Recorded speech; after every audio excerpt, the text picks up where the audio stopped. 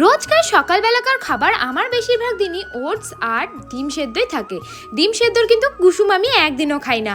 তো দেখো কুসুমগুলো কি করি, আমার বরকে সকালবেলা খেতে দিই, ওকেই কুসুম দিয়ে দিই, আর ও বাড়ি না থাকলে কুসুমগুলো ফেলে দিই আর কি। তো সকালবেলার খাওয়া কমপ্লিট করে চলে গেছিলাম দুপুরবেলার জন্য রান্না করতে। আর আজকে ইলিশ মাছ রান্না হয়েছে বাড়িতে।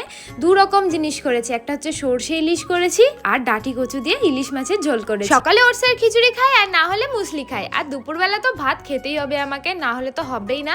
তাই দুপুরবেলা কিন্তু এত সুন্দর সুন্দর খাবার নিয়ে বসে পড়েছিলাম খাওয়া দাওয়া করতে। আর সাথে কিন্তু ডালও করেছি। জানো তো ইলিশ মাছের না আমার যে কোনো পদই ভালো লাগে। তোমাদের কি কি ভালো লাগে ইলিশ মাছ দিয়ে অবশ্যই কিন্তু জানিও।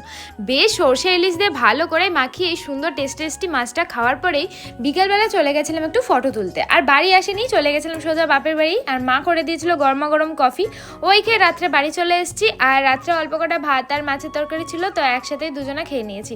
তো কেমন লাগলো জানিও। চ্যানেল